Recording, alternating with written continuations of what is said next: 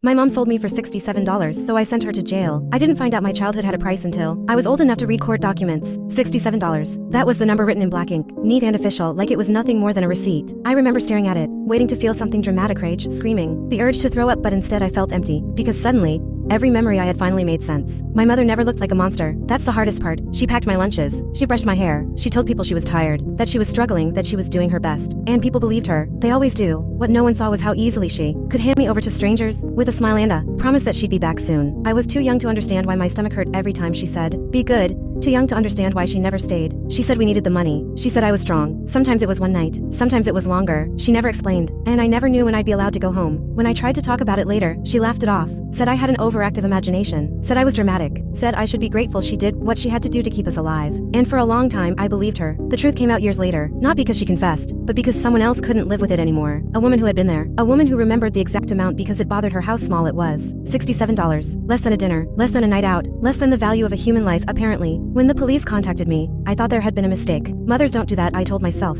Even bad ones. Even desperate ones. But when I confronted her, she didn't deny it. She cried. She blamed poverty. She blamed stress. She blamed everyone except herself. At one point, she looked at me and said, "You survived, didn't you?" Like survival was proof she hadn't destroyed something inside me. Testifying against your own mother feels like standing on the edge of a cliff and choosing to jump. I watched her sit there in court, head down, hands folded, looking like a victim. I wanted her to look at me. I wanted her to acknowledge what she did. She never did. When the sentence was read, she didn't cry for me. She cried for herself. People ask me if I feel relieved now. I don't. I feel older than I should. I feel tired in places sleep doesn't fix. I still flinch when people say they'll be back soon. I still struggle to believe love doesn't come with conditions. I didn't send my mother to jail because I hated her. I sent her to jail because for once, the truth mattered more than protecting her image. Because silence would have meant she got away with it. Because $67 almost erased me and I refused to disappear quietly.